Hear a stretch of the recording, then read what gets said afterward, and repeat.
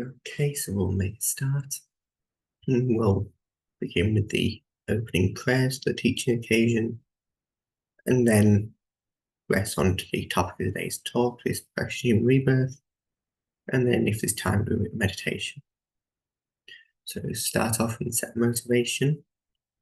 Motivation of bodhicitta.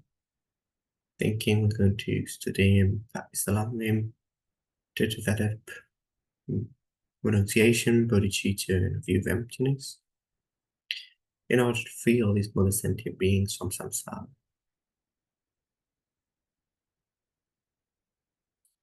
So,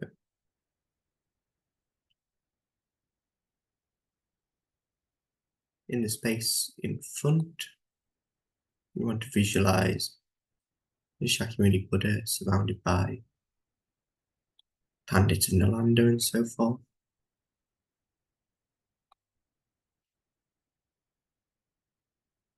The sort of merit field of refuge. So we can use the method of field of your respective lineage, or you can choose one that you find most inspiring. If you want to visualize the Lamu lineage, Shakyamuni in the center, and Tsongkhapa in the teacher, and so on. Or simplified down to Shakyamuni Buddha surrounded by Pandit and Nalanda, or most simply, Shakyamuni Buddha on his own. Just whichever you can kind of manage.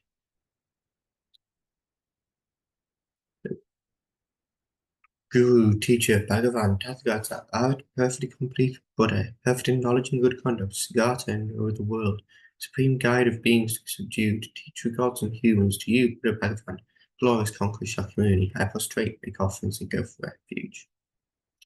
Guru, teacher, Bhagavan, Tathagata, art, perfectly complete Buddha, perfect in knowledge and good conduct, Siddhartha and over the world, supreme guide of beings to be subdued, teacher of God and humans, to you, Buddha Bhagavan, glorious conqueror Shakyamuni, I prostrate, make offerings, and go for refuge. Guru, teacher, Bhagavan, Tathagata, art, perfectly complete Buddha, perfect in knowledge and good conduct, Siddhartha and over the world, supreme guide of beings to subdued, teacher of gods and humans, to you, Buddha Bhagavan, glorious conqueror Shakyamuni, I prostrate, make offerings, and go for refuge.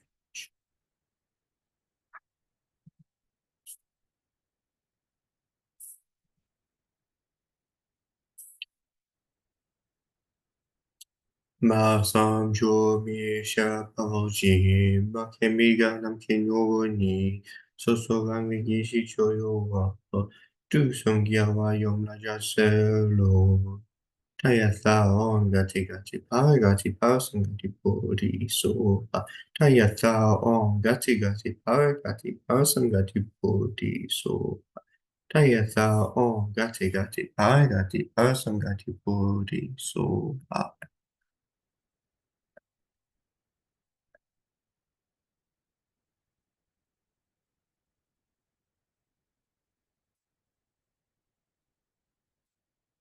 Oh, sa shi bo bi yu ji me to tra mi la li ji ni de ye pa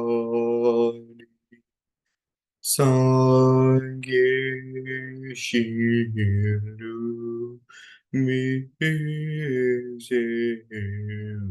Uwa Ai Doku Na Dajin Chopan Sho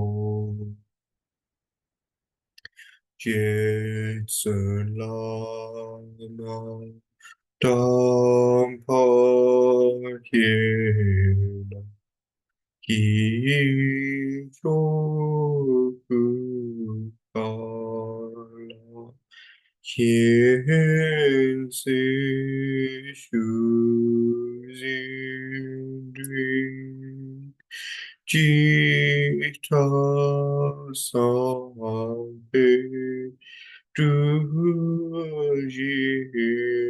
zinala shaki choki chapa padu so irangu edamandala kani atayami Sangye choram soni choram la chanchu padu dani kyapsu chi dangi chonye gibe sonamgi chola pinchi sangye gupa sho sangye choram soni choram la chanchu padu dani kyapsu chi dangi chonye gibe sonamgi chola pinchi sangye gupa sho Sanke chodam soni chodam la chanchu padu tani kapsuchi tagi choni gipe sonagi chola penshi sange drupa sho.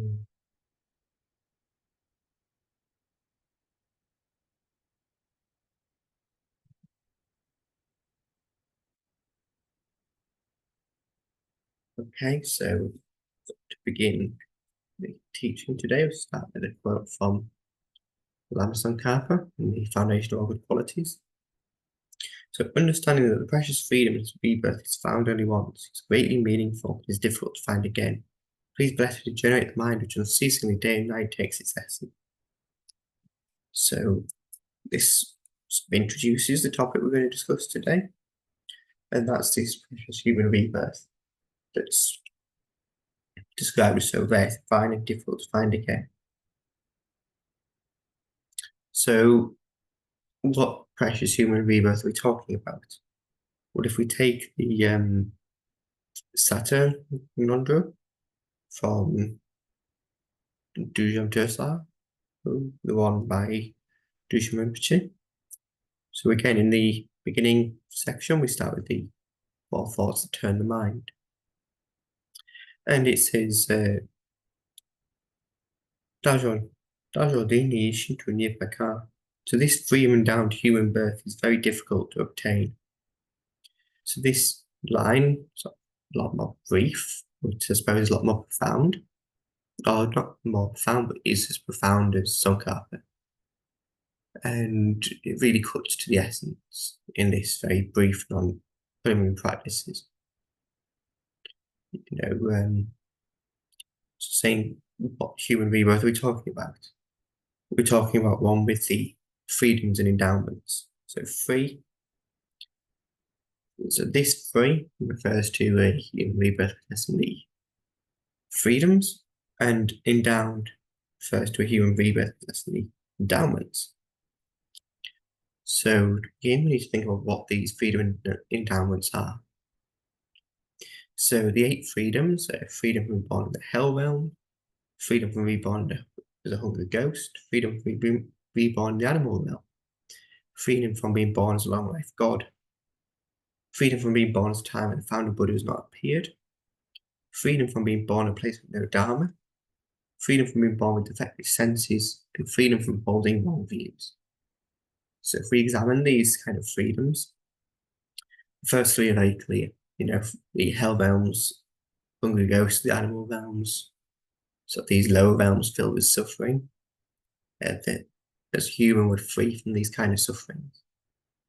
And, we have suffering as a human, but it's like having a manageable amount of suffering. You think these lower realms suffer far too much and they can't even think about the Dharma. And we'll kind of come on to this again in a coming session on suffering of samsara. And then the next one is freedom from born as a long life god. So here we're thinking about the suffering of a long life god because, well, they live too long to even think about the Dharma. They don't think they're going to die, so they don't see the urgency of practicing the Dharma until it's too late. And that's a waste of a human rebirth. That it's kind of wasted rebirth here. We can't accomplish anything if we're not able to think. We need to practice right now. So if we live too long, we just put it off. We already put it off enough in this life. And as a long life God, it's even worse.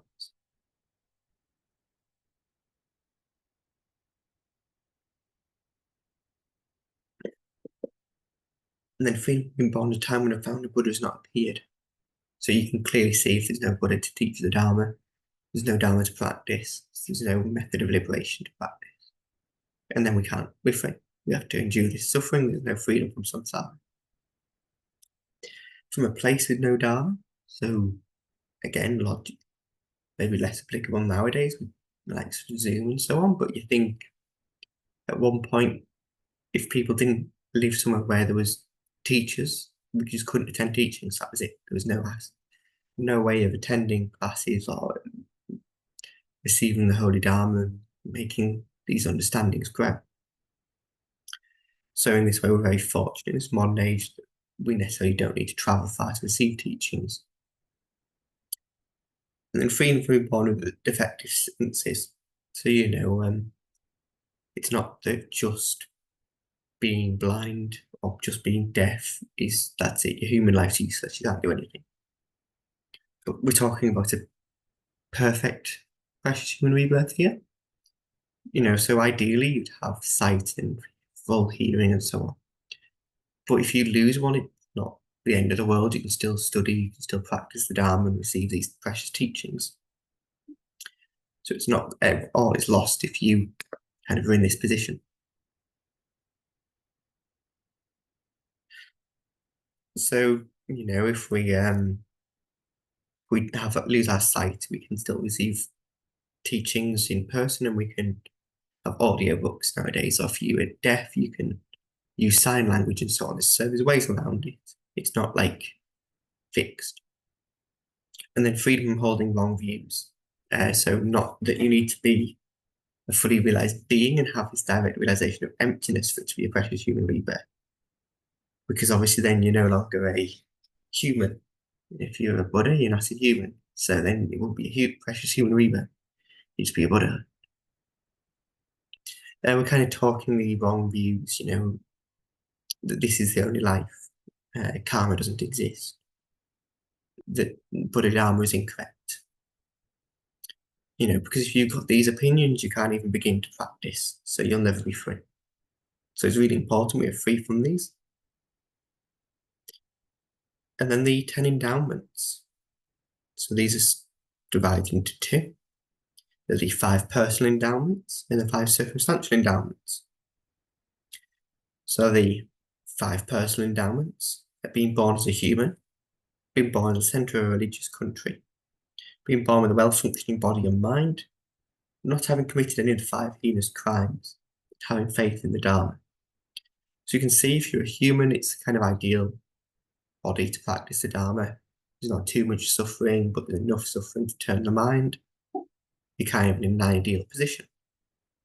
And then the centre of a religious country means you're in a position to study the Dharma. So anyone attending these teachings or any Dharma teachings counts. Being born with a well-functioning body and mind. So again, as we just discussed with the functions of the body, it's sort of less important nowadays. The functions of the mind are still very important. If we aren't able to contemplate the meaning and understand the words and meditate on the teachings, we can't actually progress along the path. So in this way, you need to have some degree of intelligence and sort of mental capacity. And not having committed any 5 heinous crimes, because we know these cause you to be born in the hell realms, and there's no avoiding this karma. So if you've committed them, you still have a human rebirth, but it's not the perfect human rebirth, but precious human rebirth that allows you to become a Buddha in this life.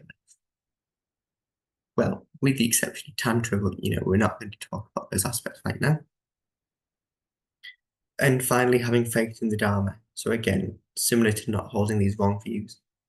By having faith in the Dharma, you attend teachings, you receive teachings, you contemplate the meaning, and you meditate, and you eventually progress along the path to Buddhahood. If you don't have faith in the Dharma, you won't even attend the teachings, so how can you begin to contemplate the meaning or meditate? He's kind of stopped at the first hurdle. So then the second set of five, the circumstantial endowments. So being born in a fortunate period where a Buddha has appeared, being born in the fortunate period when a Buddha has taught the Dharma, being born in a fortunate period where the Dharma exists and flourishes, being born in the fortunate period where we're able to meet pure followers of the Buddha's teachings, and being born in the fortunate period when practitioners can enjoy kind support. So you think to start off with, if the Buddha has not appeared, there's no Dharma to practice because there's no Buddha to even begin to teach the Dharma. So we're dependent on a Buddha coming into this world before we can even consider practicing. And then when the Buddha has taught the Dharma, because we know there are some solitary realizers, Patekya Buddhas, who have the direct realization, they're a Buddha, but they don't teach the Dharma. So while they inspire people to practice merit and so on, they actually don't fully teach the Dharma enough. So people cannot be liberated. So we're very lucky that Shakyamuni Buddha has turned the wheel of Dharma for us in this world system. And the Dharma exists and flourishes. So yeah, the Dharma is not going to be here forever. It will end. And we're still quite fortunate. The Dharma exists still, and it is flourishing, really. There's genuine Dharma practitioners, and the lineages are being upheld well, very purely. So we're very fortunate still that as much as there are kind of obstacles to the Dharma in the world, it's still very purely maintained, and the transmission is very traditional. And then we're able to meet the pure followers of the Buddha's teachings. So again, as in the Degenerate Age, it's said that monastics stop keeping their vows and so on. So in this way, we're still very fortunate. There's pure teachers everywhere, like His Holiness the Dalai Lama, the Lama Zopa Rinpoche, Sakya Trichin, all these great masters who have pure vows and samaya and maintain the transmission carefully and make sure everything's preserved and make sure we're all guided genuinely. So we're very fortunate to be in a position to meet these teachers. And then when practitioners can enjoy kind support. So you think there are periods of time where practitioners don't get support.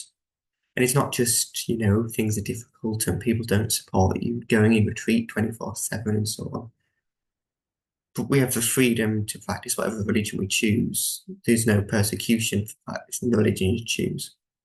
And that's kind of the essential part. If you think back to times in Tibet where there was restrictions and people were killed for practicing the Dharma and so on. So we're very fortunate to be in this period where we can.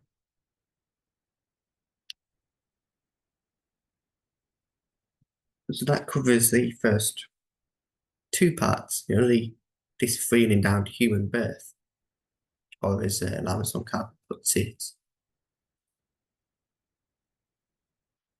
this precious feeling of rebirth is greatly meaningful. So Lama Tsongkhapa puts more emphasis in this verse on the rarity of finding this precious human rebirth. Indeed, this precious freedom, this rebirth is found only once, and it's difficult to find again. So this aspect of is greatly meaningful, refers to the freedoms and endowments we just discussed. So Tsongkhapa really emphasizes this rarity of finding this human rebirth. And Dujun Rinpoche, as I say, he's got just as many sort of aspects of this line is on the difficulty of obtaining human rebirth. So we can think about how it's difficult to achieve this precious human rebirth. So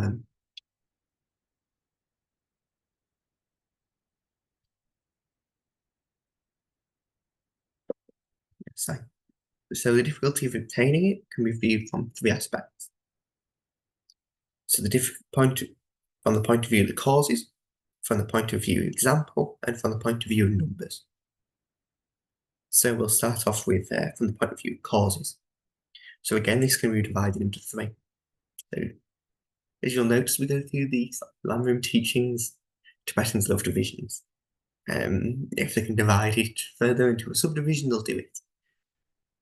So it can be complicated to keep track of, but once you get used to it, it can be a lot easier to remember. So the first, from the point of view of causes, there are three causes of the precious human rebirth. And these are ethics, generosity, and aspirational prayers. So first, when we say ethics, to be reborn as a human, you need to keep your vow. If you have the 5 lay vows, you keep them purely.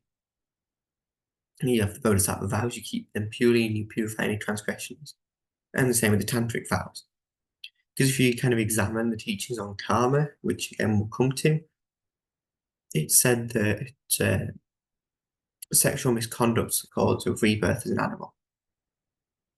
If you kill excessively and you lots of violence, you can be born in a violent hell. If you're very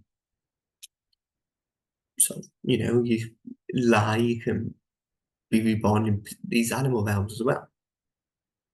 And you can examine karma, and we'll cover these teachings, and you'll see as we progress more there. So that's ethics. You need to maintain pure ethics to the best of your ability. Second, generosity. So it nearly talked about it a second ago in terms of ethics, but it's its own aspect here. So generosity accumulates merit, which allows us to reborn the higher realms. And by practicing generosity, we counteract miserliness, which is the cause of rebirth as a hungry ghost. So you can already see these first two causes are actually opposing rebirth in the lower realms. Ethics opposes rebirth in the hell realms and as an animal, and generosity opposes rebirth as a hungry ghost. So these two of the three are stopping us being reborn in the 3 lower realms. And then finally, aspirational prayers. So this is because we need to focus the merit. It's all good and well accumulating lots of merit, but that's the cause of rebirth in a higher realm. Not necessarily human, because it could be a god or a demigod, a asura or an asura. And so if we make aspirational prayers and go by this virtue and be reborn as a human to receive the teachings of the Holy Dharma and work to liberate all sentient beings, the karma that we accumulate is then directed at human rebirth.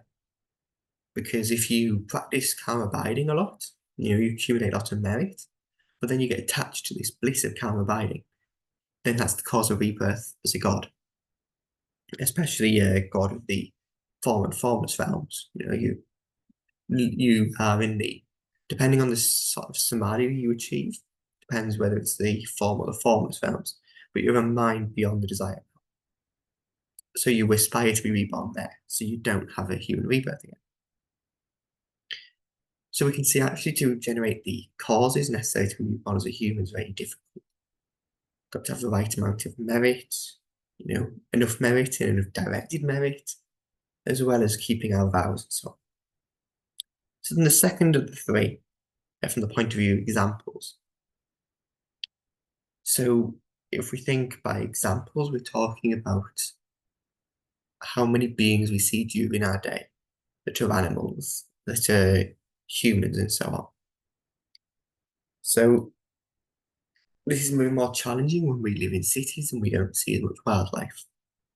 But if you maybe wander in the countryside, you can kind of see, or if there's lots of flies where you are, that's very useful.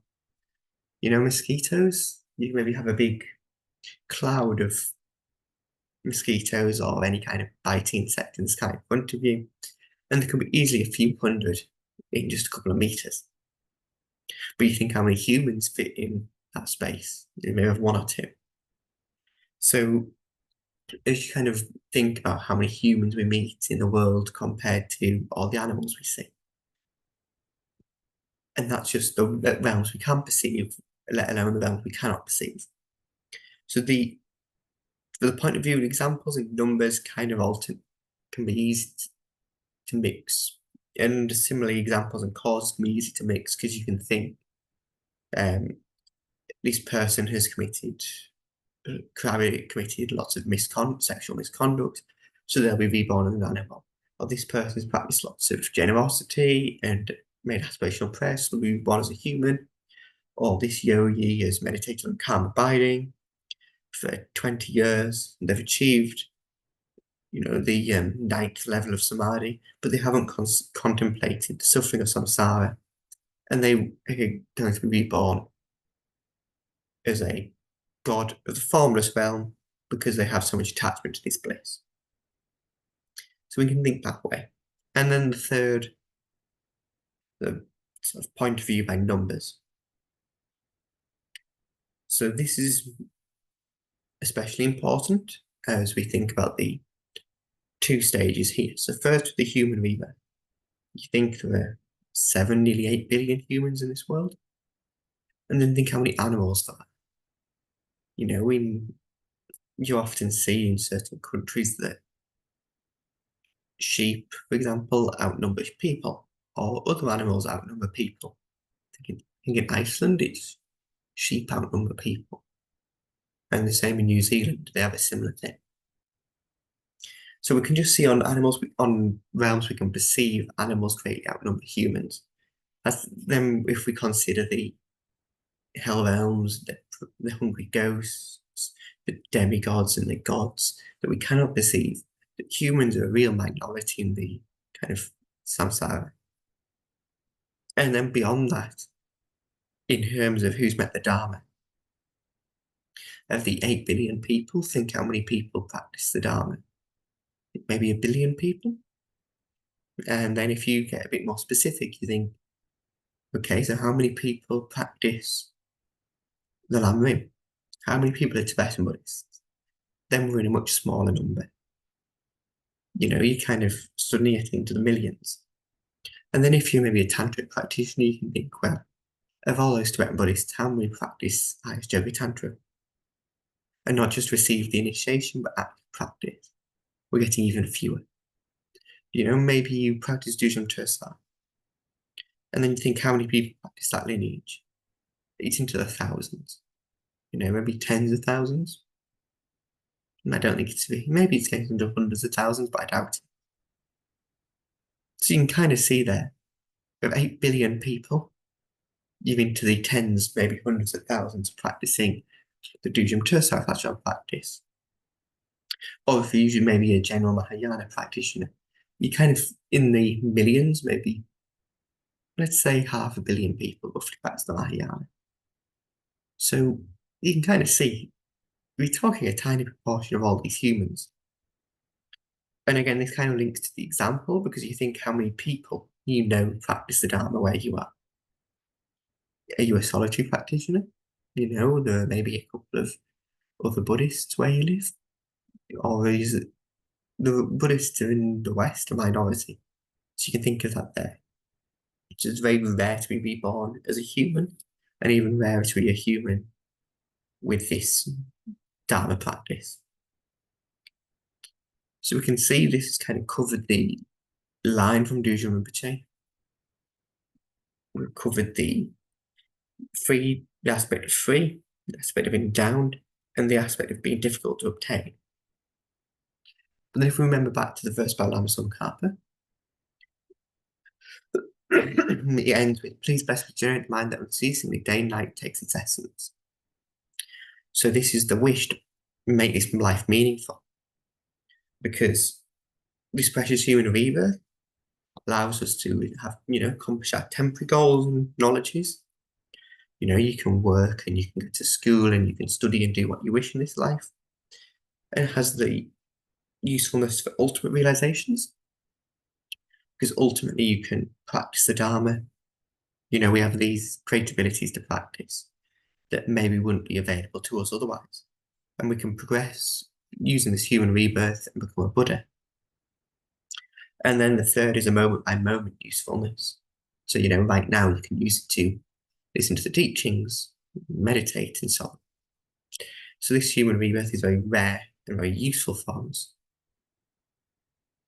So in that way, we must use it very carefully and make sure we practice the Dharma purely. Otherwise, this is all a waste and we won't get anywhere. So as you can see, these teachings on the precious human rebirth are very brief. Uh, there's not a great deal of material to cover because it's quite simple.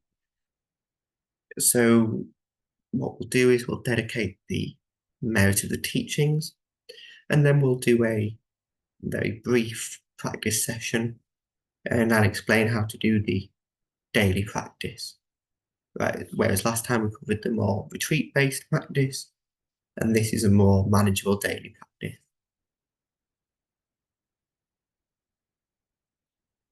So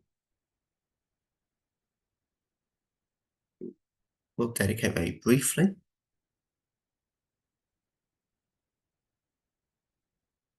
Dagi jini sapegawadi tendanowa kunla gampena kipa jeso no sang rapai tempe ningpo ringdu selze sho gangwe gawe kowe zinkap so pendanawa malu yomwe ni jenwe ziwang tenzing yatso shape site badu tenyu shi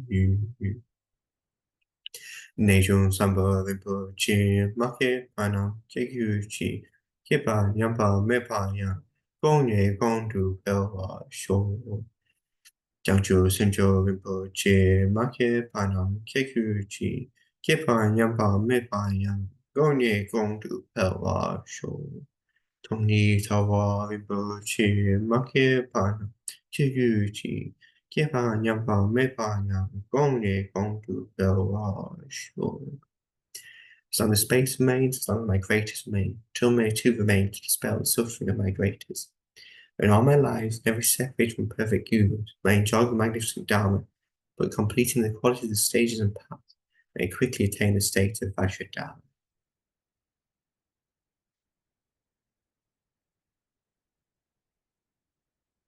So thank you for attending the teachings, and then we'll do the practice in a moment.